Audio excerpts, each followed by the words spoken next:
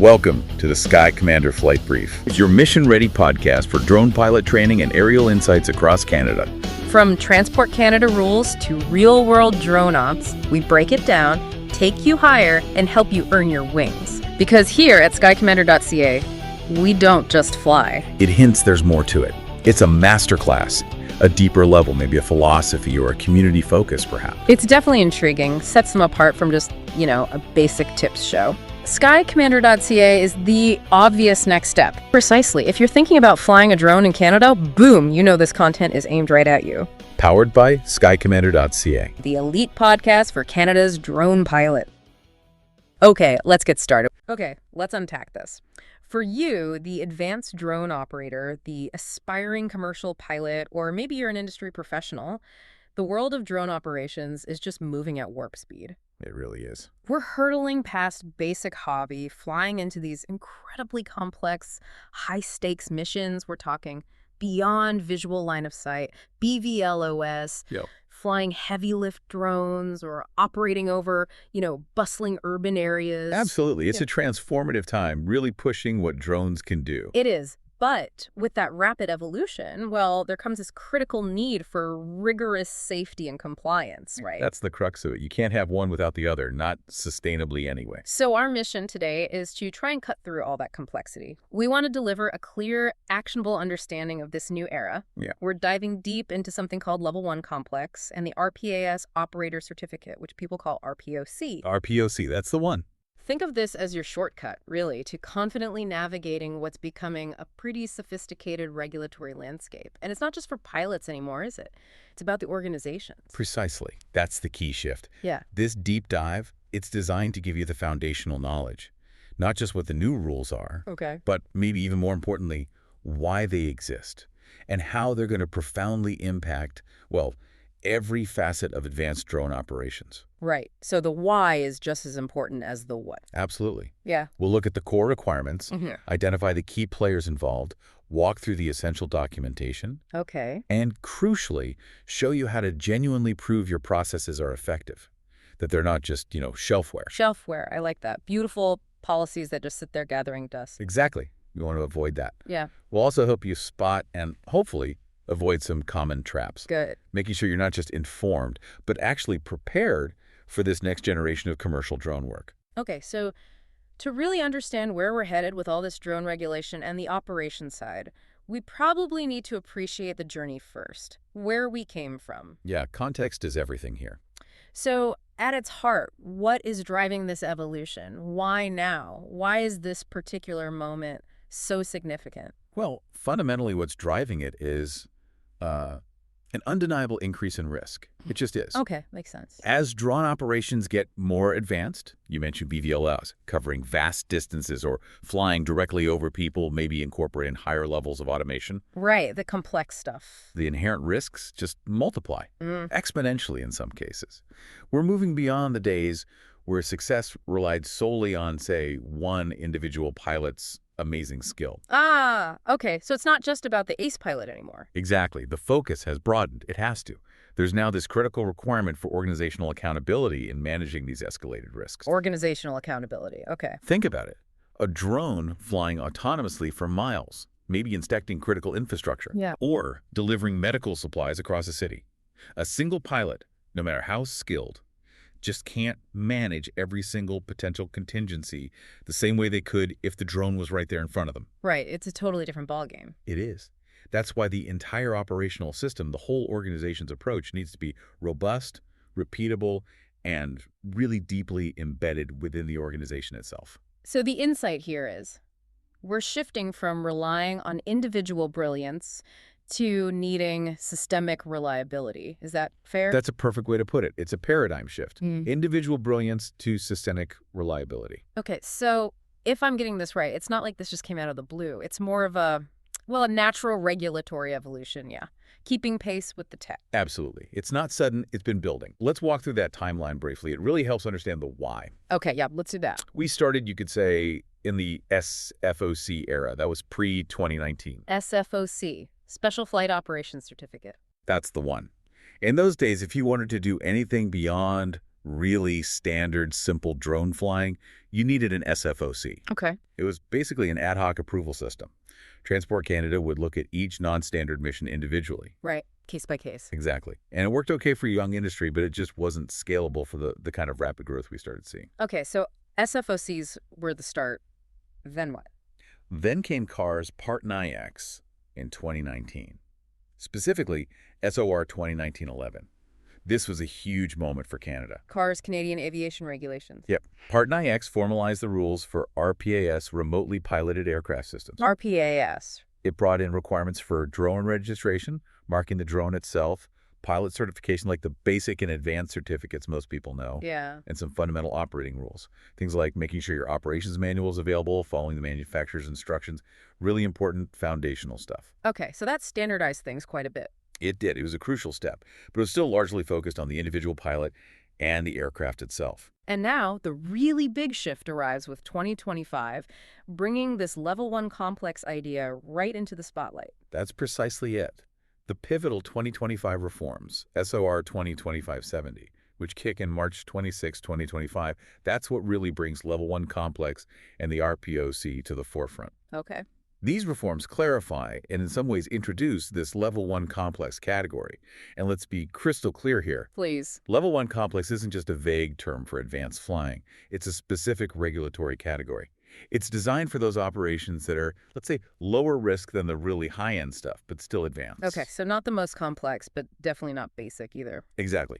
Things like certain types of BVLOS missions, flying heavier drones, maybe operating closer to infrastructure. Yeah. Operations where a proven organizational system, not just a pilot skill, is absolutely paramount. And that's where the organizational accountability piece really lands. Bingo. This is where it becomes non-negotiable. Operators doing these level 1 complex missions will now be required to hold an RPOC. The RPAS operator certificate. Correct. It signifies a mature, systemic approach to managing these operations. And how do people know what's actually required to get an RPOC? Is there guidance? There is. Transport Canada also published advisory circulars, specifically AC 901-002. Okay. Think of these ACs as the definitive playbook, primarily for inspectors, sure, but also your essential guide for building your own compliant systems. So they spell it out. They spell out in detail what content is required for your operations manual, OM, your maintenance control manual, MCM, and your safety and quality processes. It's no longer enough to just say you're safe. Right. You have to document how, and you have to prove that it works effectively. Okay, so what you're saying is we're moving from this like reactive, almost bespoke approach for every single unique mission. Yeah, the old SFOC way. To something much more proactive, more structured. What does that fundamental shift in oversight really mean for operators on the ground day to day? It means exactly that. The shift is away from those ad hoc SFOCs towards pre-validated, declared frameworks. Instead of applying for a new SFOC for every slightly different mission, operators will now establish these comprehensive manuals and processes. The OM and MCM we just mentioned. Right. And they need to be sized to risk.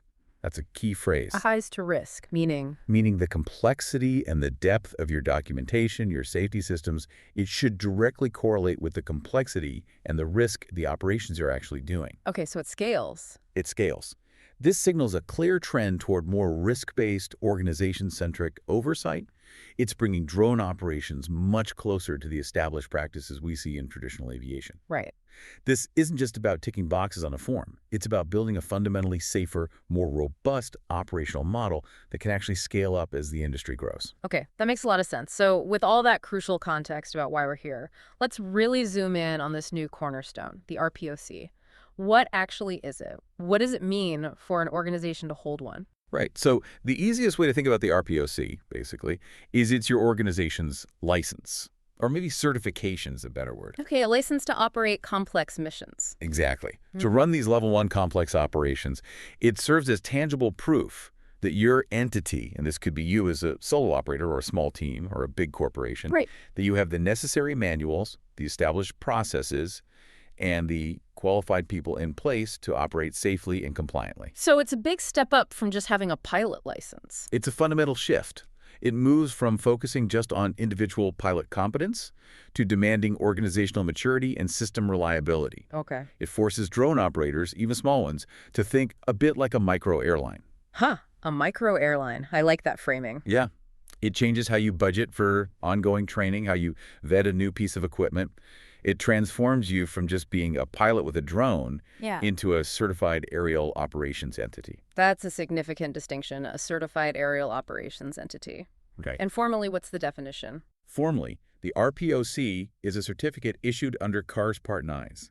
It authorizes RPAS operators to conduct complex operations when, and this when is important, when they establish and maintain an RPS operations manual, OM, a maintenance control manual, MCM, and critically, safety and quality processes that are proportional to their risk profile. Proportionality again.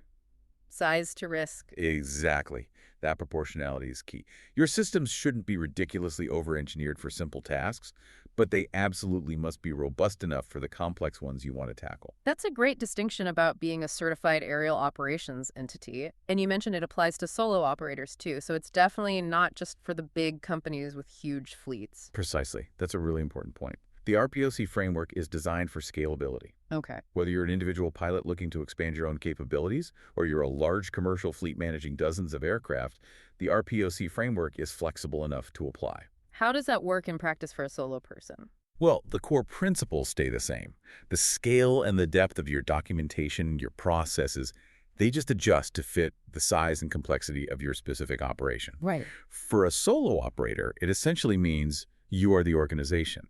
You'll need to define and follow your own robust procedures, just, on a smaller scale. You wear all the hats. The accountable executive, the maintenance lead, the pilot, all rolled into one. Potentially, yes.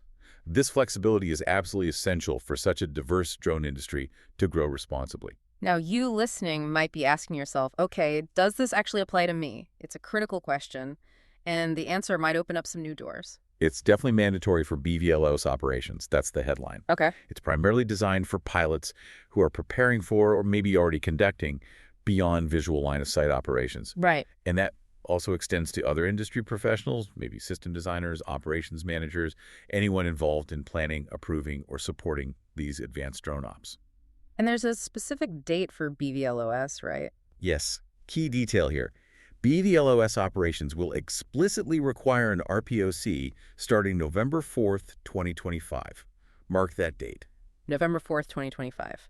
Got it. So if BVLOS is on your radar, this RPOC is definitely relevant. Directly relevant, yes. But it sounds like there might be value here, even if you're not immediately gunning for BVLOS missions. How does the RPOC framework help pilots beyond BVLOS? Oh, absolutely. The RPOC framework is really about expanding skills and opportunities across the board. How so? Well, for pilots who currently hold an advanced pilot certificate, maybe they're looking to grow their skills, improve their operational efficiency, perhaps explore new client bases. Right. Even if they aren't planning BVLOS tomorrow, going through the process of setting up an RPOC-ready system is incredibly beneficial. Why is that?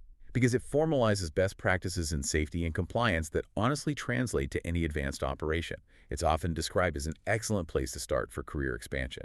It can lead to better profitability, maybe by reducing overhead through more efficient processes, or by opening up new client sectors, think critical infrastructure, public safety sectors that demand higher levels of oversight, and a proven safety culture. So it professionalizes your whole operation. That's the word. Professionalizes your entire operation, makes you more competitive, more trustworthy. Okay, so to really hammer this home, what's the absolute fundamental takeaway for anyone looking to conduct these level 1 complex operations? What are the non-negotiables? This is probably the most critical point for you to remember. It's where a lot of operators initially stumble. There's what we call a critical three-way requirement. Okay, 3 things. What are they? To conduct level 1 complex operations, you absolutely must have 3 inseparable components all at the same time. Right. 1, an RPOC for the organization itself. The organizational license. Yeah. 2, a level 1 complex pilot certificate for the individual actually flying the drone. The person's qualification. Okay. And 3, a compliant aircraft. The machine itself has to meet the level 1 complex safety requirements. The organization, the person, the machine, all 3. All 3 must be in place simultaneously. If any one of those is missing, Go. no go. You cannot legally conduct level 1 complex operations. It's like that 3-legged stool analogy. Now remove one leg, it falls over. Exactly. It's a foundational concept underpinning the whole framework. And you can bet inspectors will check for all 3. Okay, so if we think of the RPOC as your organization's foundation, Right. then its structure is really built upon three essential pillars: your operations manual, your maintenance control manual, and your safety and quality processes. The three pillars. Okay, let's break them down. Pillar one, Yeah. the operations manual, or OM. You called it the How We Fly blueprint. Exactly. What does that mean in practice? Is it just like a big book of rules? Oh, it's much more than that. The OM is your organization's definitive guide. It details everything from how you plan a flight before you even take off, right through to how you handle emergencies. It's really a living document. It captures your operational philosophy, your unique procedures based on your specific context, and fundamentally, your commitment to safety. And the regulations specify what needs to be in it. They do. They're quite specific. Your OM needs to cover several critical areas. Think of it as answering key questions. Like what? Like, who does what on our team? So defining crew roles and qualifications. Got it. How do we plan a flight safely? Outlining your flight planning procedures, and crucially, including risk assessment. Okay, risk assessments in the OM. Definitely. Then, what do we do if X, Y, or Z goes wrong? Detailing your normal, abnormal, and emergency procedures and checklists. This ensures consistent, safe execution even when things get stressful. Checklists are key there. Absolutely. Also, how do we make sure we're using the right legal airspace data? So, detailing your use of airspace tools, NOTAMs, the Designated Airspace Handbook, DAH, VNCs, and if you drone for planning and getting authorization. Yeah. And finally, how do we keep track of everything? Dictating your record-keeping protocols.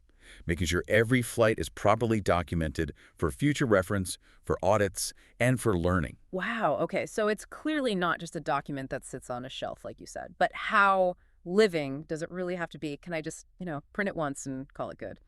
Absolutely not. That's a huge misconception. The OM has critical requirements. First, its availability. The rule is exploded.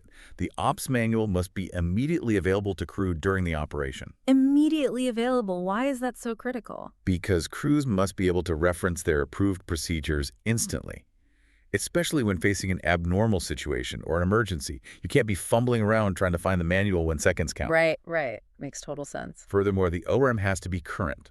It needs to be properly distributed to everyone who needs it. It needs version control, super important to prevent people from using outdated procedures. Version control, okay. And this is really key. It must be amended before you operate in any new way that changes risk, roles, equipment, or procedures. Before, not after. Before. If you change a drone model, a flight area, even just a pre-flight checklist item that affects risk, Yeah. the OM needs updating before you implement that change operationally. Okay, so it's a continuous cycle. Match the paper to the practice, always. Exactly. It's a loop. Operate, learn, amend, operate again. Got it. Okay, so just as important as how you fly is what you fly and keeping it airworthy. Which brings us, I guess, naturally to pillar number 2, ensuring the drones are always fit for flight through the Maintenance Control Manual, MCM. Indeed. The MCM is your How We Keep Aircraft Airworthy Bible. The Airworthiness Bible. It outlines all the procedures your organization uses to ensure every single drone is fit and safe for flight. It's all about reliability and ultimately safety. And what kind of things does the MCM need to detail? Similar to the OM, regulations require several key content areas. Think of it answering questions like, when do we check our drones and how thoroughly? So covering your servicing schedules and inspection programs. Right, the maintenance plan. Exactly. What happens when something breaks or isn't quite right?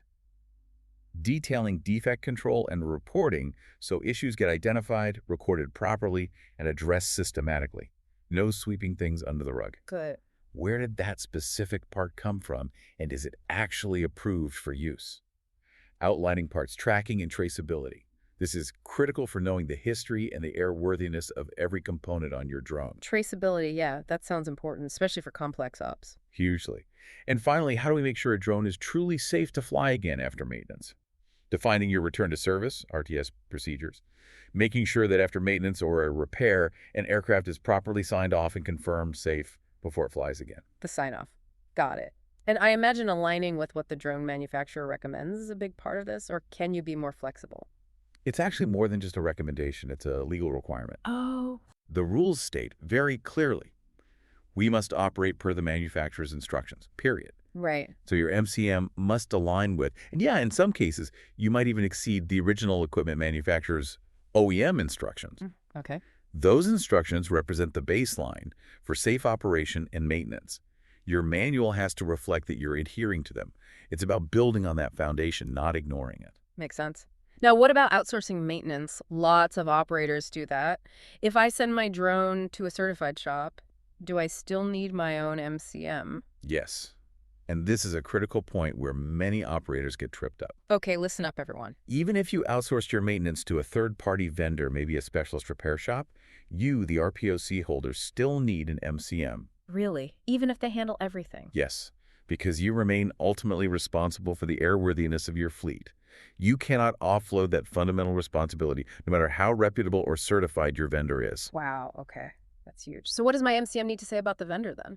In that scenario, your MCM must define your oversight of that vendor. It needs to detail how you qualify them in the first place, what your parts traceability requirements are for them, the acceptance criteria, and the return to service, RTS process you demand from them. Okay. How you get access to their maintenance records for your aircraft, and what your audit cadence will be to ensure they're consistently meeting your standards. So you're managing the maintainer. You are managing the maintainer. This is a very common point of failure, a real trap for organizations. So it bears repeating. Responsibility for airworthiness always stays with the RPOC holder. Got it loud and clear. Responsibility cannot be outsourced. Okay, pillar 1 was OM, pillar 2 was MCM. What's the third pillar? The third pillar is your safety and quality processes. And this is where the system really comes alive. Okay, so beyond the manuals, what exactly do these processes do? Is this just more paperwork? Sounds like it could be. Absolutely not, or at least it shouldn't be. You should characterize these processes as the machine that keeps you safe. The machine that keeps you safe? Yeah. Okay. They're not just about reacting when something goes wrong.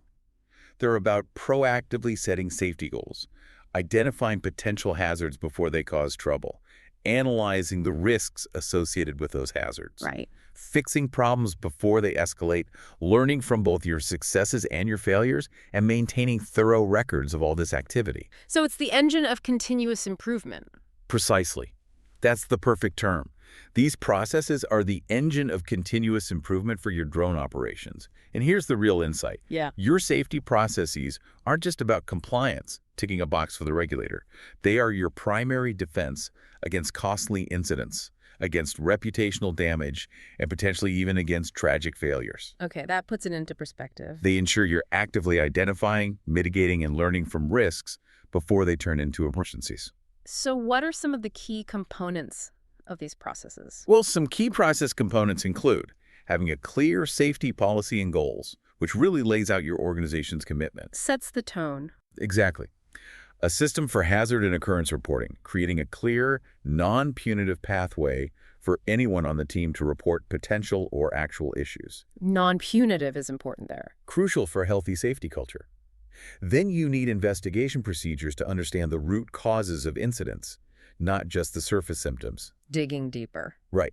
Corrective action and preventative action, CAPA processes, to actually address the issues you find and, importantly, prevent them from happening again. KDPA. Okay. You need trend analysis to spot patterns in the data you're collecting from reports. Structured training programs to ensure crews are competent and current on procedures, including safety procedures. Regular management reviews where leadership assesses the system's performance. And robust document control to make sure all this safety-related paperwork is accurate, current, and accessible. Wow, that all sounds quite rigorous. For a smaller operator, maybe that solo pilot we talked about, where's the line? How do you keep it right size without being under-engineered? What's the absolute minimum an inspector would always expect, no matter the scale? That's a really important question, and it brings us back to that principle of proportionality. Right, size to risk. Exactly. Your safety and quality processes must be right-sized, proportional to your specific risk profile and operational complexity. Let me give you a clear example. Please. The processes for a single-ship rural operation, maybe doing agricultural surveys over wide-open fields. Relatively low risk. Relatively. Those processes will look significantly different from the ones needed for a multi-ship urban BVLOS operation, maybe delivering packages in a dense city. Much higher risk, much more complex. Exactly. The latter will require far more robust hazard identification, more complex contingency planning, more frequent management reviews, probably a dedicated safety person. Okay, but what's the baseline? What does everyone need? Regardless of scale, an inspector will always expect evidence that these processes are effective and actually run, not just beautifully written policies sitting on that shelf gathering dust. Right, not shelfware. Proof of action. Proof of action. The absolute minimum, I'd say, would be A clear safety policy stating your commitment. Some kind of mechanism, even a simple one, for reporting hazards or occurrences. A way to investigate incidents, even if it's just you reviewing it, and implement corrective actions. And proof that your team, even if it's just you, is trained on and aware of these processes. So even for one person, you need that basic loop. Policy, report, investigate, fix, train. That's a great summary. It's about building a genuine safety culture, even if you're a company of one, not just creating a paper trail. Okay, we've got the foundation, the RPOC, we've got the 3 pillars, OM, MCM, and safety processes. Now, let's talk about the people who make it all work, because in any organization, clarity on roles and responsibilities is just paramount, right? Especially when safety is on the line. Absolutely critical. And at the very top of that structure, we have the accountable executive, AE. The AE. Okay, who is this person? This person is what we often call, maybe a bit grimly, the one neck in the noose. Huh. Okay, memorable. It is. It signifies that this is the single named individual within the RPOC organization who has both the authority and the resources to ensure safety and compliance. Authority and resources, both are key. Both are key. You can use that little mnemonic, AE, All Eyes on Safety Executive. All eyes on safety executive. Got it. So they're the ultimate decision maker for safety stuff. They are. When it comes to allocating resources, time, money, people for safety, the buck stops with them. They cannot delegate that ultimate responsibility. Okay, so what exactly are their core responsibilities, day-to-day or strategically? And why does so much rest just on their shoulders? It sounds like a heavy burden for one person. It truly is a significant responsibility. But that singular accountability is intentional. It ensures clarity. Okay. Their core responsibilities include, first, ensuring the operator's process, remember those safety goals, hazard ID, corrective actions, record keeping we just talked about. Yeah. The AE needs to ensure they not only exist on paper, but that they are actually effective in practice. They're signing off on a functioning system, not just documents. Okay, so they own the system's effectiveness. They own it. Second, the AE is responsible for providing the necessary resources for safety. This means allocating adequate staffing, budgets, training time. Without resources, even the best designed system will fail. Right. Safety isn't free. It's an investment. Yeah. Third, they must personally sign off on the manuals, OM and MCM, and any significant changes to those manuals. This demonstrates their direct authority and their accountability for the operational framework. It's not just a rubber stamp. It's a formal declaration of ownership. Their signature carries weight? A lot of weight. And finally, they are typically responsible for chairing the management reviews, where the overall safety performance of the organization is assessed, trends are reviewed, and strategic decisions about safety are made. So they're steering the ship on safety. Exactly. It ensures safety remains a continuous top-down priority. And how does Transport Canada, or maybe an auditor, actually verify this accountability? It sounds good on paper, but what tangible evidence do they look for to prove an AE is truly engaged, not just a name on a form? Great question. They look for tangible evidence that goes way beyond just a job title on an org chart. Like what? This could include things like approved budgets and staffing allocations specifically earmarked for safety roles or initiatives, clear records of training allocations for safety-critical skills, documentation showing audit findings have been closed out with resources assigned, Okay. and particularly minutes from those management review meetings we mentioned. They want to see evidence in the minutes that the AE directly engaged, asked tough questions, and directed resources to mitigate identified risks. So proof of action, proof of resource allocation. Exactly. It's not enough for someone to just be named the AE. They must demonstrate their active involvement and commitment through these kinds of tangible outputs. Makes sense. And one more crucial point. The AE's duties don't pause just because, say, you're not flying a complex mission that particular day. Compliance and accountability under the RPOC must be continuous, regardless of the operational tempo. It's an ongoing responsibility. Okay, continuous obligation. Got it. So the AE has the ultimate responsibility, but obviously they don't do everything themselves. There's a team implementing things day to day. Right. And your operations manual, that OM we talked about, must clearly define these other key roles and responsibilities within your organization.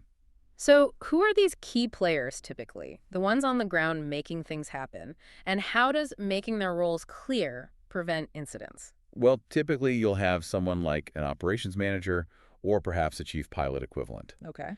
This individual is usually responsible for the day-to-day implementation of the operations manual.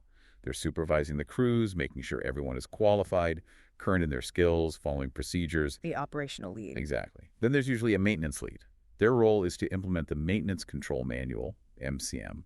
They ensure compliance with the OEM instructions, manage the configuration of the aircraft, and ultimately oversee the airworthiness of the fleet. Head of maintenance, essentially. Yeah, pretty much. Yeah. And finally, you'll almost certainly have or need a safety QA lead. This person is vital. What do they handle? They're running the hazard reporting system, overseeing incident investigations, conducting internal audits, tracking those corrective and preventative actions, KPAs, and crucially, performing effectiveness checks to make sure the fixes actually worked. Okay, the safety champion. You could call them that. Now, the critical takeaway here for any organization is that clarity is king. Clarity is king. All these organizational roles must be crystal clear, especially as you scale up to more complex operations like multi-ship BVLO flights. Ambiguity in who is responsible for what you double. That's where things go wrong. Ambiguity drives incidents. Can you give an example? Sure. Your OM must precisely define things like who has pilot in command, PIC authority, especially if you have multiple pilots involved. What are the handoff procedures? What are the duties of a dispatcher or someone in a remote operations center, ROC? How dense does your visual observer coverage need to be? What's the communication architecture? Yeah, all those details matter hugely when it gets complex. They do. Without that clarity defined in your OM, the system can quickly break down when the pressure's inevitably on. Okay, knowing the framework, the RPOC, the pillars, the people, that's one thing. But putting it into practice day in, day out, that's another. Let's dive into the practicalities now. Planning missions, managing changes, and gathering that all-important evidence that proves your processes actually work. Right, starting with planning. Effective planning requires sticking to authoritative sources. For airspace and permissions, there's a pretty standard workflow you need to follow. Okay, what's the sequence? It really should start with checking the Designated Airspace Handbook, DAH, or the Relevant Visual Navigation Chart, VNC. That's your baseline. DAH VNC first. Got it.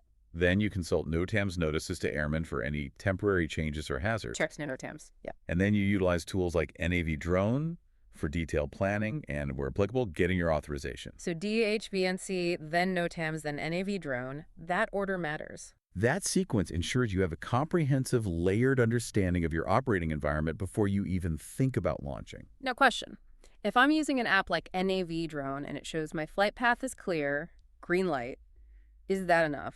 Or do I really always have to go back to the DAH first? Seems like extra work sometimes. That's a really critical distinction, and honestly, it's a common trap people fall into. Okay, good to know. While apps like NAV Drone are incredibly helpful, fantastic tools for assisting in planning, you must always remember that the DAH is the authoritative source for airspace designations. Full stop. Authoritative source. Okay. Don't fall into that trap of thinking, the app showed green, so we skip checking the DAH. That's a significant error. It could lead to serious airspace violations. Why is the DAH the ultimate source? Because the DAH provides the official, legal designations for all classes of airspace in Canada. The planning apps are essentially aids to help you interpret that data, but they aren't the source of truth themselves. Always verify with the DAH VNC. Got it. Trust but verify, with the DAH being the verification. Exactly. Let me give you a quick scenario. Yeah, please. Imagine a client asking you to fly a specific route. During your planning, following that workflow, you discover the route just clips the edge of a restricted airspace zone. Okay. And you know that getting authorization for that specific segment won't arrive in time for your planned operation tomorrow. What's the correct action? Hope for the best. No, probably not. Definitely not. The answer has to be clear, based on your procedures. You must either reroute the mission to avoid the restricted airspace entirely, or postpone the mission until authorization is secured. Reroute or postpone. And you must document that decision, why you made it. The principle is simple, and it should be baked into your OM. No authorization, no launch. No authorization, no launch, black and white. It has to be. Your OM must explicitly require proof of authorization before any flight, upholding that date-NOTAM coordination rule above everything else. It's not optional. It's fundamental to safe operations. Okay, that's planning.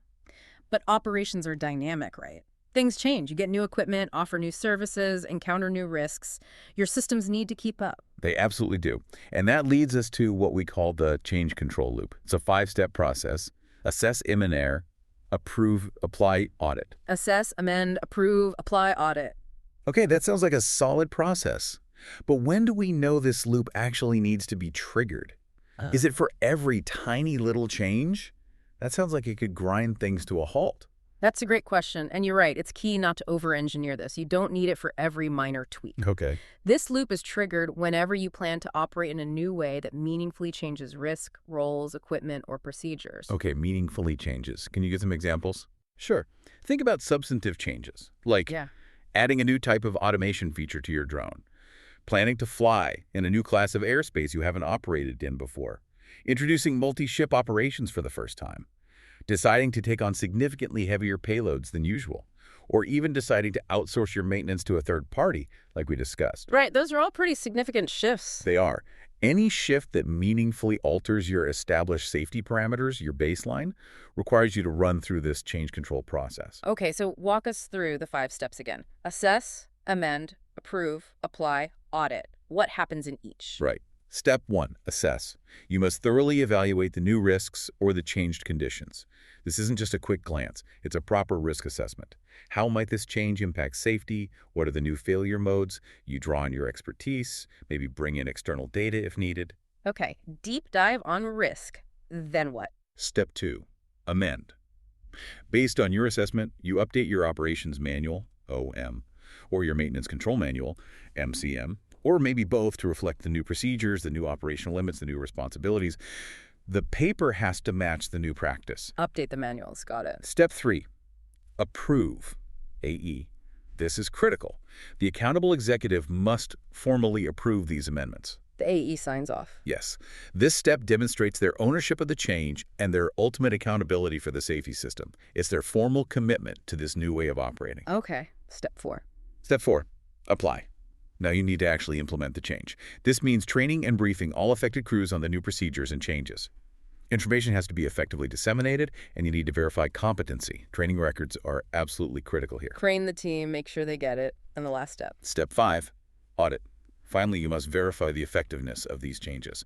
Did they work as intended? Did they introduce any unforeseen problems? How do you do that? This might involve things like targeted test flights under controlled conditions, conducting specific post-operation reviews after the first few missions using the new procedure, or maybe ongoing trend monitoring for a set period, say 30 days, looking at relevant data to ensure everything is stable and safe. Okay, check that the fix actually worked and didn't break something else.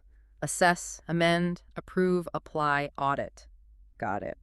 Now, what you said earlier about amending before you fly, what if I invent some brilliant new maneuver, some new technique? Can I just try it out carefully, see if it works, and then update the manual if it's successful? It feels a bit restrictive, maybe slows down innovation. It might feel that way initially, but that thinking will update the manual after the test. That's a very common and dangerous trap. Why dangerous? Because the correct procedure always is to follow the loop and implement changes before you fly with them. This isn't actually about stifling innovation. It's about embedding safety into the innovation process. Okay, safety and innovation. How does that work for my brilliant new maneuver? Your test plan for that brilliant new maneuver needs to be documented. It needs to be assessed for risk. And the procedures for testing it need to be included in your OM before you conduct the very first test flight. So the testing itself is the operation that needs to be documented first. Exactly. Because even testing carries risk. Change control must always precede the actual operation, whether it's a test or routine work, to maintain safety and compliance. It provides the structured, safe pathway to responsible innovation. Okay, that makes sense. It's not about stopping new ideas, but about testing them safely within the system. So we've planned, we've managed change, now proof. You mentioned earlier, it's not enough to do the right thing. You have to prove you did the right thing. This is where your mission pack and documentation hygiene come in, right? That's exactly right. Think of your mission pack essentials as your collection of receipts. Receipts? Yeah. Like from a store? Kind of. They're your proof that due diligence was done for that specific mission. It's the compiled evidence that proves your compliance with your own procedures and with regulations. And, just as importantly, it provides a valuable record for your own organizational learning. And who looks at this mission pack? Well, potentially an auditor, Transport Canada, maybe an insurer if there was an incident, or even just your own team during a post-flight debrief. This documentation is your organizational memory and potentially your legal defense. Good documentation hygiene is crucial. Okay, so what absolutely needs to be in this mission pack? What are the minimum essentials? At a minimum, and ideally in a logical, easily accessible order for quick recall, your mission pack should contain Okay, list them out for us. 1. An updated risk assessment specific to that mission, not just a generic one you always use. Mission-specific risk assessment, yep. 2.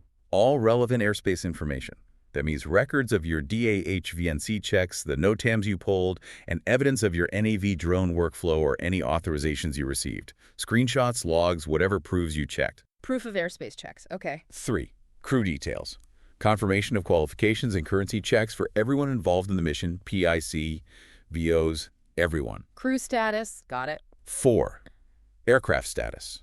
Evidence pulled from your maintenance control manual system proving the specific drone being used was airworthy and properly configured before launch. Aircraft readiness. Yep. 5. All applicable procedures. That means the normal, abnormal, and emergency checklist specific to that mission type and location. Checklists on hand. 6. Detailed contingencies. What's your loss link plan for this specific area? What are the geofence settings? What are your weather contingency plans if conditions change? Contingency plans documented. And finally, 7. Comprehensive records. Who signed off on the pre-flight? What were the communication logs during the mission? Any notable events, anything pertinent to that specific operation. Wow, that's quite a list. Risk assessment, airspace, crew, aircraft, procedures, contingencies, records. It paints a full picture of the mission. It should. It demonstrates thorough preparation and adherence to your system. Can you give us a real-world example? Like, what might an organization actually be asked for by someone, like an insurer, after an incident? Or even just during a routine audit? What does that audit pack look like? Certainly. Let's say an insurer is looking into a claim related to an urban BVLOS job you did. They might ask for an audit pack. Okay. What they're looking for connects directly to that mission pack, but it often goes a bit broader to assess your overall system effectiveness. They'll likely want the controlled versions of your OM and MCM that were active at the time of the mission. The exact manuals you are operating under? Yes. All relevant mission packs for the period or specifically for that flight, your specific airspace evidence for that mission, proof of crew currency for everyone on that mission roster, the maintenance status and history of the aircraft involved. Okay, getting pretty detailed. And potentially, any occurrence reports or KPA logs related to similar events or equipment to see if there were prior warnings. And maybe even a summary of your recent management review meetings where risks like this might have been discussed. So they're looking at the specific mission and the health of the system around it. Exactly. This audit pack demonstrates both your compliance for that specific flight and, crucially, your organizational learning and systemic approach to safety. It's about showing a robust system in action, not just a lucky flight. Right. And speaking of proving things, you've mentioned this a few times. True safety management means demonstrating that your system actually learns and improves. It's not just about having the documents. This is about proving effectiveness beyond shelfware documentation. Precisely. This is where the rubber really meets the road for inspectors and auditors. So if I'm an inspector visiting an RPOC holder, what specifically am I looking for? What's the concrete evidence that proves their processes are actually effective, not just well-written policies? What's the real differentiator between compliance and genuine safety culture? You're looking for tangible evidence that their processes aren't just collecting dust, but are actively being used, are driving decisions, and are actually working to improve safety. Okay, like what specifically? Give me examples. You'd look for things like clear version control logs and AE signatures in their OM and MCM, showing that changes are being made, reviewed, and formally approved at the right level. Okay, proof of managed change. Yes. You'll want to see closed corrective action and preventative action, APA, items. Not just that they were opened, but that they were investigated, actions were taken, and crucially, that there's documented effectiveness checks. Proof that the fix worked and the problem didn't immediately recur. Effectiveness checks, that's key. Very key. Management review minutes are gold mines. You're looking for evidence in those minutes of trends being discussed, actual decisions being made based on safety data, and clear evidence of resources being allocated by the AE based on safety performance or identified risks. It shows leadership engagement. So the AE is actually acting on the data. Exactly. And of course, you want to see comprehensive training records that are clearly linked to changes or amendments in their manuals, proving that competency is maintained alongside procedural updates. Training linked to changes. Got it.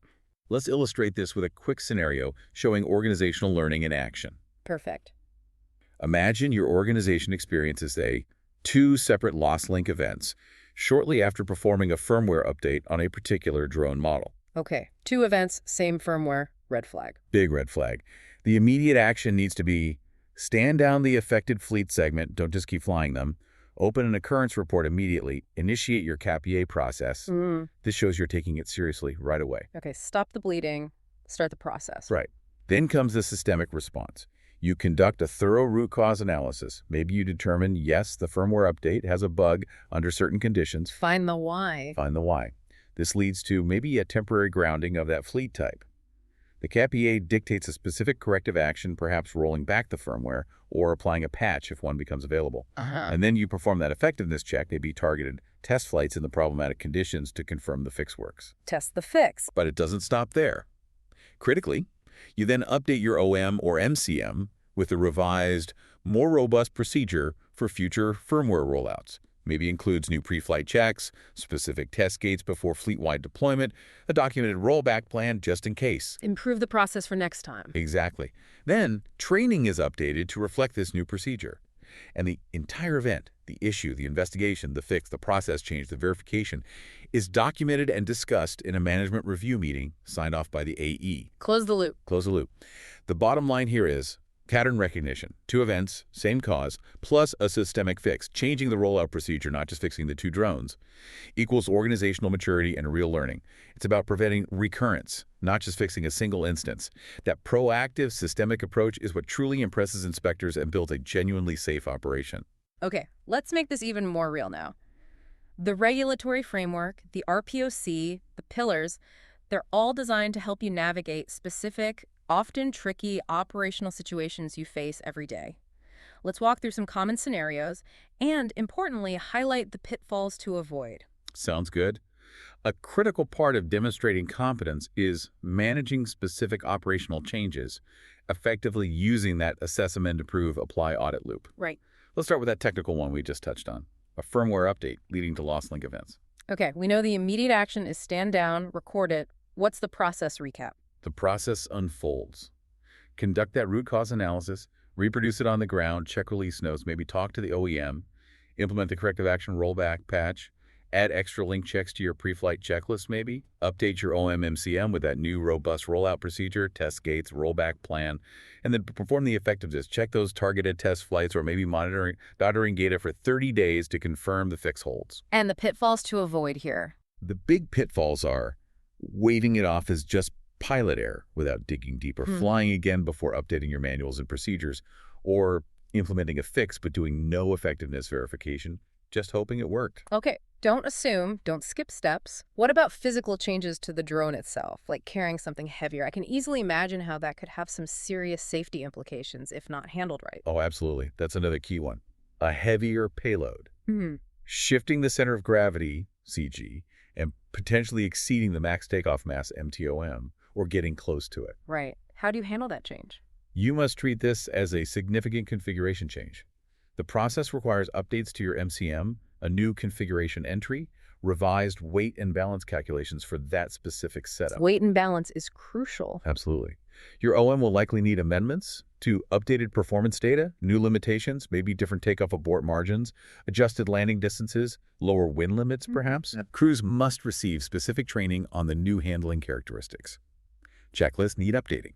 This change needs validation through structured test cards, maybe starting light and incrementally increasing.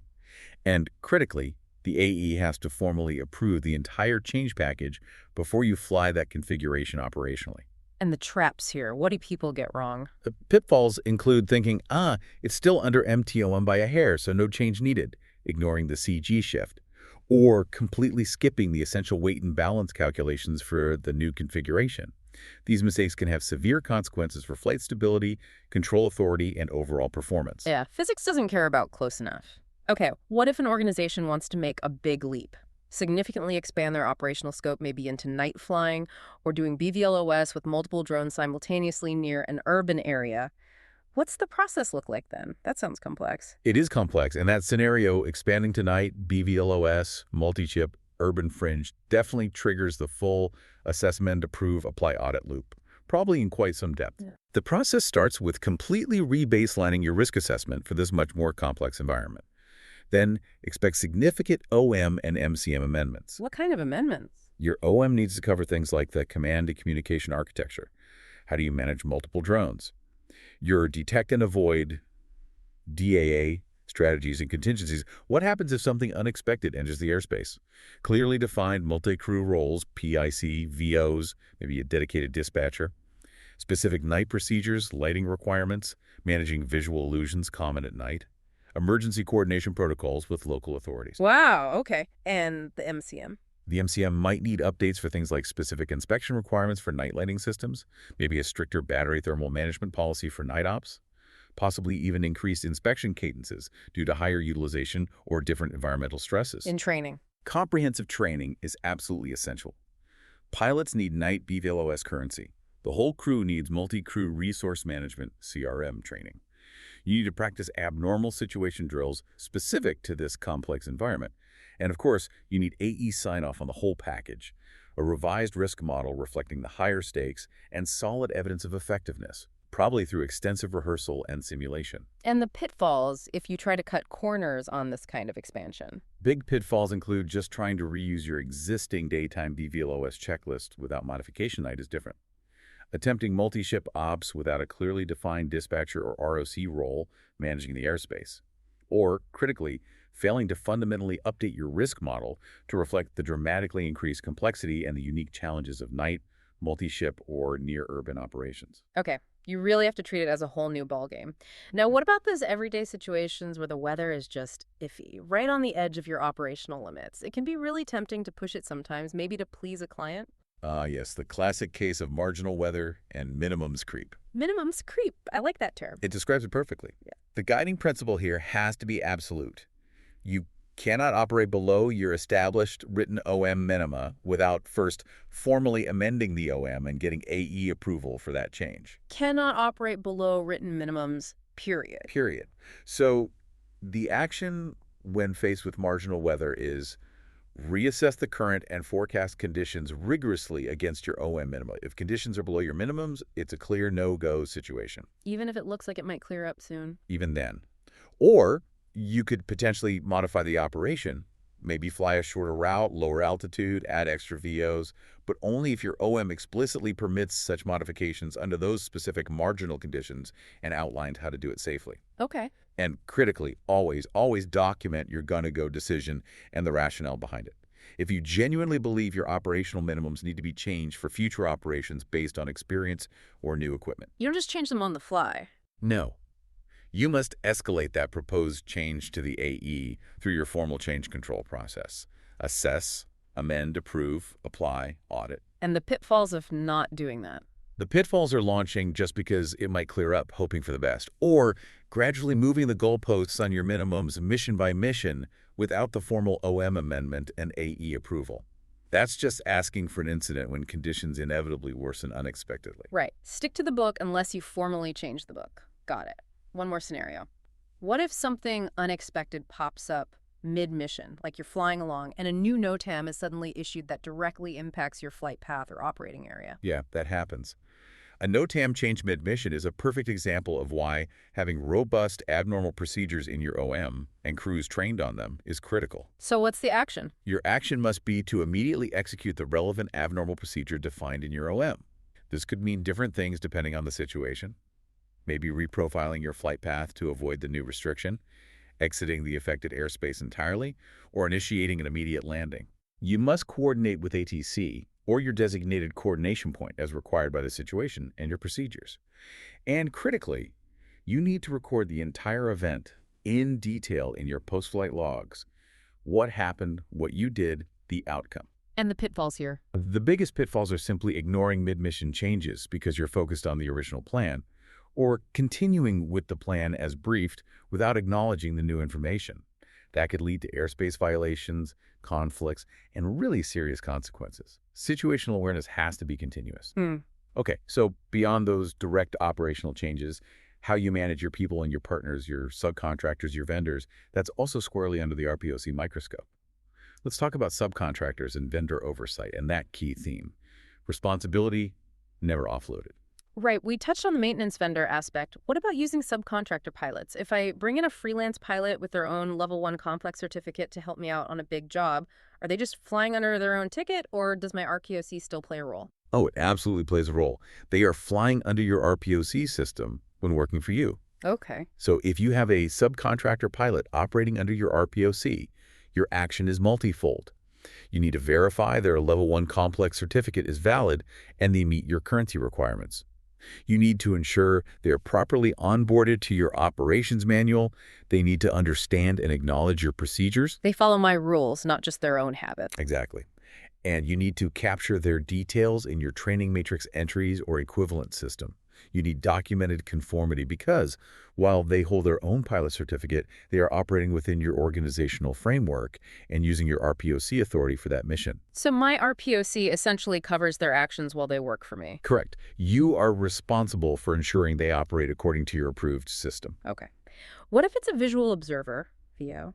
Maybe a contractor I use sometimes. What if I find out just before a mission that their VO currency or training has lapsed? It's just a VO, right? Not the pilot. Does it matter that much? Yes, it matters. And here's where we remind ourselves that safety is always a team sport. Every role is critical. Good point. If you have a contractor or visual observer, VO, who is not current on their training or qualifications as defined in your OM, your action must be clear and immediate. No launch with that VO until their currency is restored. No launch. Okay. You must either swap out the VO for someone who is current or provide documented refresher training right then and there according to your procedures.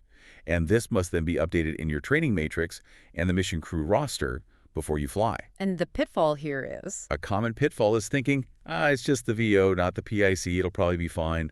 Or maybe feeling pressured to fly, and even worse, attempting to backdate training records later. Don't do that. Currency is non-negotiable for all required crew members.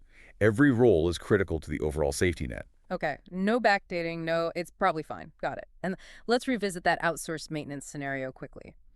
What happens if the vendor you've trusted for years suddenly starts providing documentation with weak traceability? Maybe for critical components like prop hubs or batteries. That's a huge red flag. Yep. If you encounter outsourced maintenance with weak traceability, say, the paperwork for a new set of prop hubs is incomplete or missing serial numbers, your action must be firm. Which is? You must immediately hold the return to service, RTS, for that aircraft. It does not fly until the documentation is complete and satisfactory according to your MCM requirements. Hold the RTS, don't let it fly. Correct. You must rigorously enforce your MCM's vendor oversight requirements. Remember those. Supplier qualification criteria demanding parts traceability using clear acceptance checklists, conducting periodic vendor audits to ensure they are capable and their record-keeping meets your standard. Right, actively manage the vendor. Actively manage them. The pitfall is complacency. Just accepting their work because, they're a certified shop, so it must be fine. Or worse, feeling pressured to fly and doing so without complete documentary control over the maintenance performed. Remember, airworthiness control always remains with you, the RPOC holder, and that means you need verifiable evidence for everything. Okay, responsibility never offloaded. It's a recurring theme. Now, as drone ops become more common, more integrated into daily life, there are some newer considerations emerging too, right? Things beyond just the technical flying aspects, ethical things, practical things. Yes, absolutely. These emerging considerations in complex operations are becoming increasingly important for maintaining public trust and ensuring operational acceptance. Like what? Give us an example. Okay, think about privacy and data governance near residences. Imagine you're flying a drone for a roof inspection, and your flight path takes you quite close to neighboring balconies or backyards. Yeah, people might get concerned. They might. So your action here is to proactively apply your OM's privacy and data standard operating procedures, SOPs. What should those include? Things like flight path planning, to minimize overflight of private areas, using optical zoom capabilities instead of flying unnecessarily close, implementing masking or blurring workflows for captured data, especially faces or identifying features, defining clear data retention limits, how long do you keep the footage, having a clear data agreement with your client about usage and ownership. Okay. And crucially, briefing your crew on specific no loiter zones near private spaces. Get the data you need and move on respectfully. And the pitfall here? The pitfall is thinking, well, the client owns the data, so we don't need to worry about the neighbor's privacy. Or maybe just saving all the raw footage indefinitely without a clear policy or security measures. That's a fast track to public relations nightmares or even legal challenges. Right. Be a good neighbor, basically. What about environmental concerns, like flying near wildlife during sensitive times? Another great example, seasonal wildlife sensitivity. Perhaps you're conducting utility line patrols over riparian zones areas near rivers during bird nesting season. Oh, okay. Your action is to apply your RM's environmental constraints and procedures. These should include things like minimum altitude buffers over sensitive areas, defined standoff distances, clear no loiter zones, maybe even time of day restrictions during peak activity periods. Check local advisories, too. Absolutely. Always check local advisories or specific restrictions. Include sensitive area map overlays in your mission pack. Your procedures should also include an abort on disturbance trigger. If you see wildlife being significantly disturbed, you back off. And maybe make a post-mission note about wildlife observations. And the pitfall. The pitfall is ignoring those seasonal notices or simply not having a clear standoff policy in your OM, potentially disturbing sensitive wildlife, causing harm, and damaging your organization's reputation. Okay. Be aware. Have a plan. One more. Fatigue. With longer operational days becoming more common, maybe complex BVLOS missions running dawn till dusk. How do we manage crew fatigue? It's a huge factor in traditional aviation, and I imagine it's just as relevant, maybe even more so, for drone pilots staring at screens. Absolutely relevant. Fatigue is often called the silent killer in aviation, and it's just as dangerous in drone operations. That brings us to the need for a fatigue risk management system, FRMS, for long days. FRMS, okay. Imagine a scenario. Maybe 2 demanding dawn missions, followed by a complex night BVLOS survey, potentially with the same pilot in command scheduled. That sounds exhausting just thinking about it. It is. So your action must be to apply your OM's FRMS protocols rigorously. What should these include? Clear duty time limits, minimum rest requirements between duty periods, procedures for crew swaps on long missions, and maybe a confidential fatigue self-declaration process where crew can raise concerns without penalty. You need to adjust your roster accordingly to respect these limits, documenting all changes, duty times, and rest periods clearly in the mission pack or scheduling system. And the pitfall seems obvious, but what is it? The big pitfall is relying on subjective feelings. Oh, they say they feel fine, or management pressure pushing people to ignore the limits, or simply stacking shifts back-to-back with no documented controlled limits in place. Fatigue severely compromises judgment, reaction time, and decision-making capacity. Your system needs to protect your crew, sometimes even from their own dedication or desire to get the job done. Okay, so we've talked a lot about the RPOC for the organization, the manuals, the processes, but all of this leads back to a fundamental question for many people listening right now. How do I, as an individual pilot, actually get the Level 1 complex certificate myself so I can be part of these advanced operations? Right, the pilot piece of that three-legged stool. So what's the official pathway? What does Transport Canada actually require for a pilot to get this advanced certification? The pathway to Level 1 complex pilot certification involves a clear set of mandatory requirements laid out by Transport Canada. Okay, what are they? First, you must be 18 years or older. Standard stuff. Yeah. Second, you must currently hold an advanced pilot certificate. The Level 1 complex builds on the advanced. Okay, advanced is the prerequisite. Yes. And you must have completed a minimum of 20 hours of recognized ground school associated with that advanced certificate. 20 hours ground school. Got it. So 18 plus advanced cert, 20 hours ground school. Then what? After meeting those prerequisites, the next steps are specifically for Level 1 complex. You need to pass the online Level 1 complex operations exam provided by Transport Canada. Pass the exam, okay. And then you need to pass the Level 1 complex flight review conducted by a certified flight reviewer. Pass the flight review. So exam and flight review on top of the advanced prerequisites? Exactly. Successfully completing both that specific exam and the flight review is what earns you your personal Level 1 complex pilot certificate. Okay, that seems pretty straightforward.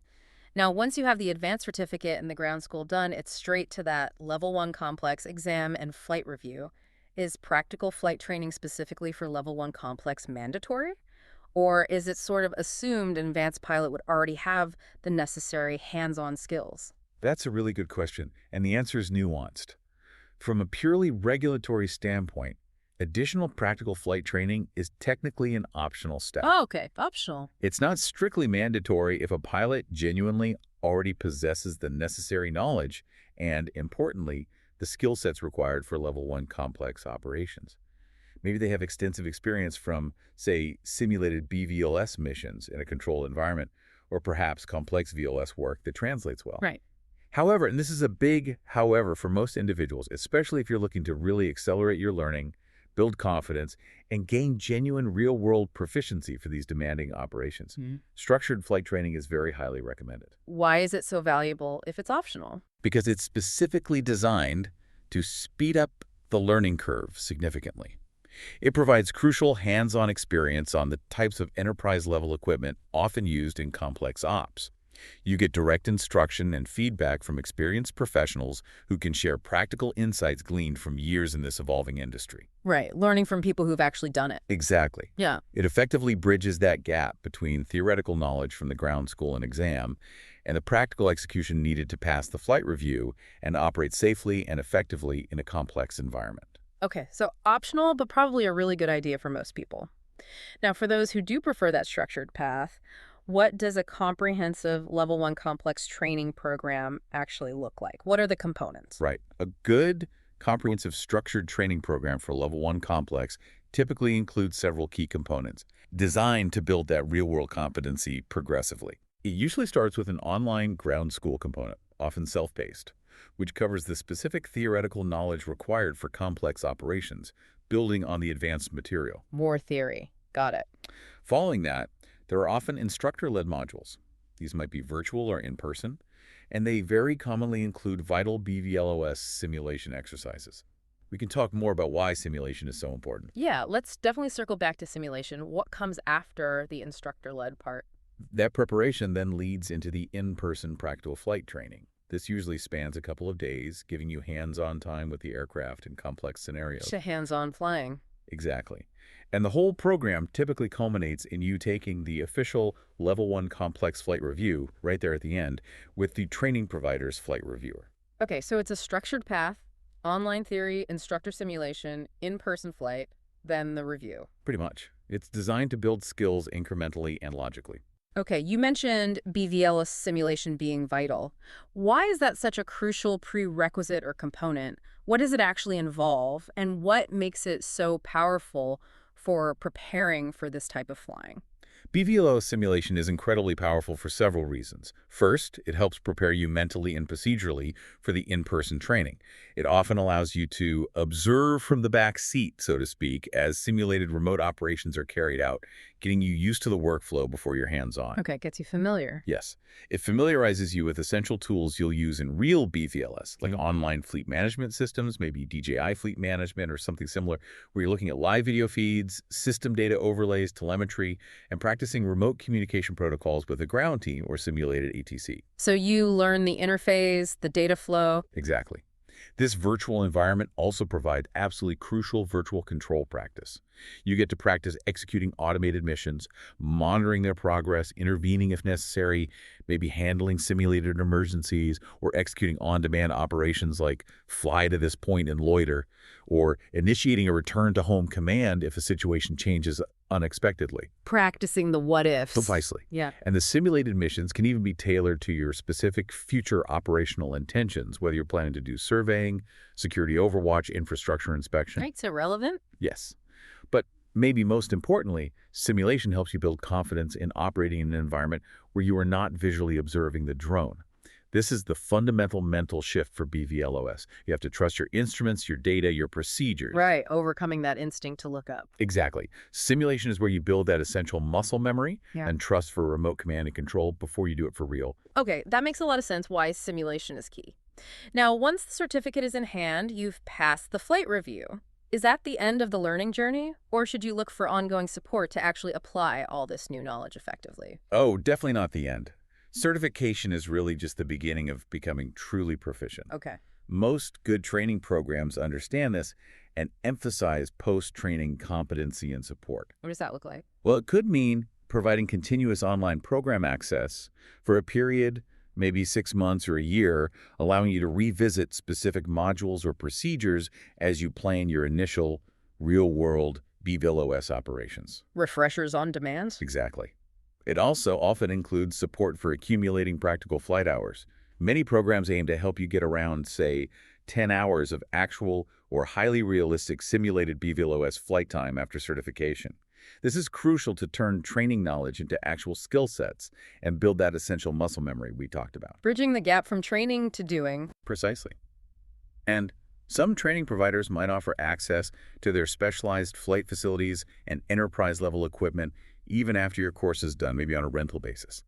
This helps bridge that gap between getting certified and achieving true operational proficiency in the field using the kind of gear you'll actually be working with. So ongoing access and flight time support. Oh, yeah. That ongoing support can honestly be the difference between just getting the certificate on your wall and actually becoming a successful, confident, and safe advanced operator. And choosing the right training program is key, especially when you're making a significant investment of time and money in your career. There are definitely some best practices to consider when you're evaluating different Level 1 complex programs. Okay, what should people look for? Let's start with the practical side, the administration and logistics of the training itself. What matters there? You really want to ensure there's strong training management and admin support. Look for signs of a dedicated team. Are they handling scheduling smoothly? How do they coordinate logistics? Especially if the in-person training involves travel or might be affected by weather contingencies. Good point. Weather's always a factor. Always. Are they managing credential verification efficiently, ensuring the right equipment is available and properly set up for your sessions, getting you set up on any online learning systems or simulation platforms smoothly? So basically, is the program well organized behind the scenes? Exactly. A well-run program makes the learning process itself much smoother and removes administrative headaches for you.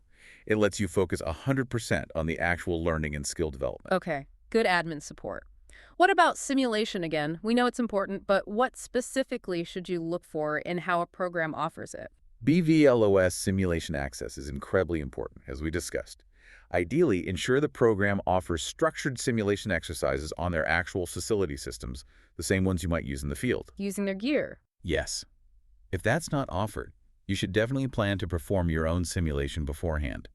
Even if it's just using a sub-250-gram drone in a safe setup, maybe with you sitting in the back seat of a stationary vehicle, practicing not looking at the drone, relying only on the controller feed.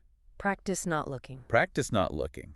It sounds simple, but it helps build that confidence and breaks the visual line of sight habit before you get into the more expensive, higher-risk practical training. You forge that vital mental model of remote operation. Okay. What about class size during the in-person flight training? Does that really make a difference? Seems like more people might be fun. It might seem that way, but for complex flight training like this, the instructor-to-student ratio is actually critical for effective learning. Why is that? You should really prioritize programs that maintain small ratios.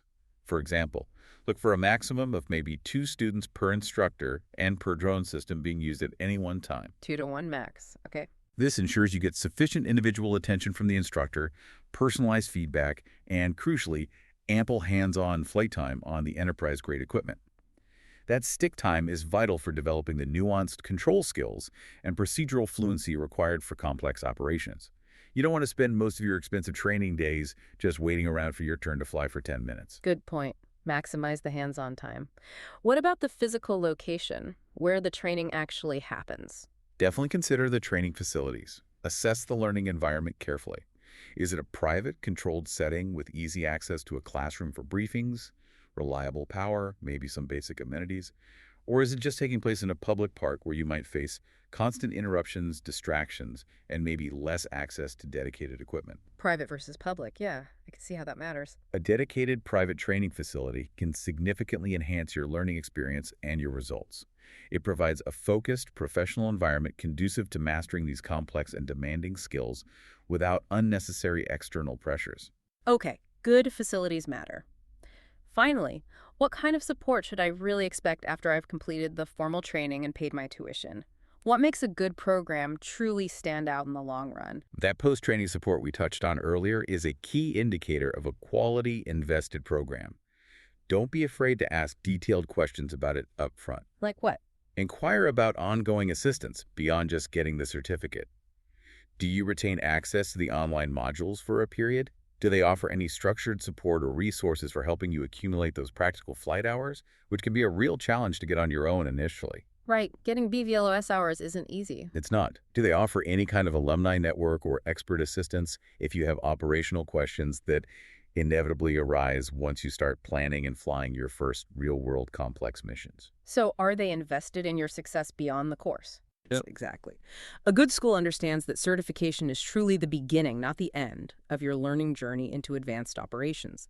They demonstrate that by being there to help you successfully integrate this new knowledge and these new skills into your actual operations, long after the formal course is over. Hashtag tag, hashtag outro. Wow. We have truly taken a deep dive today. We've covered this really intricate landscape of Level 1 complex drone operations and the RPAS operator certificate, the RPOC. Well, we certainly have covered a lot of ground. From those significant regulatory shifts coming in 2025 to digging into the 3 foundational pillars, your operations manual, your maintenance control manual, and those crucial safety processes. It's just crystal clear that organizational accountability is now absolutely central to complex drone flight in Canada. It really is the core message. This isn't just about some new rules on paper. It feels like a really profound shift in how drone businesses, big and small, must operate if they want to scale safely and successfully. Indeed. And we've highlighted the accountable executive's pivotal role, that single point of responsibility. We walked through that essential assess, amend, approve, apply, audit, change, control loop. The 5 steps. The 5 steps. And we've seen again and again how crucial specific documentation and intangible evidence are for proving that your processes are actually effective, that they're not just theoretical shelfware. Right. Prove it works. We also explored a whole range of practical scenarios and identified some of those common traps to watch out for, underlining that successful, repeatable, advanced operations depend entirely on rigorous planning, a commitment to continuous learning, and unwavering adherence to your documented, proven procedures. It feels like this journey, this evolution from relying purely on individual pilot skill to demanding this comprehensive organizational framework. It really marks a significant maturation for the entire drone industry, doesn't it? Setting a much higher bar for safety and professionalism. It absolutely does. It's bringing drone operations into alignment with the principles that have made traditional aviation so safe over the decades. Focusing on the system, the processes, the organization, not just the pilot. Which really emphasizes that for the drone industry to reach its massive potential, it has to adopt these best practices. Focus on the entire system. Which, thinking ahead, raises a really interesting question for you, the listener, to consider. Okay. As this robust, risk-based oversight model, the RPOC framework we've been discussing becomes more widespread, maybe even integrated across international borders eventually. How might that further accelerate innovation? Could it actually boost innovation by providing a clear, safe pathway? Interesting thought. More rules potentially enabling more advanced uses. Potentially. While at the same time, it's clearly setting new, higher benchmarks for safety and, importantly, for public trust in this burgeoning drone economy. What new opportunities or maybe even new challenges might arise as drone operations become as standardized, as predictable, as reliable as traditional aviation, as we move beyond these sort of pioneering days into a truly integrated airspace? Yeah. How will these frameworks shape not just how you fly, but fundamentally what you'll be able to achieve with drones in the future? Lots to think about there. That's a wrap on today's mission, Commander. See above, go beyond, get ahead. For more training, tools, and intel, head to skycommander.ca. If you learned something new, share it, subscribe, and leave us a 5-star debrief.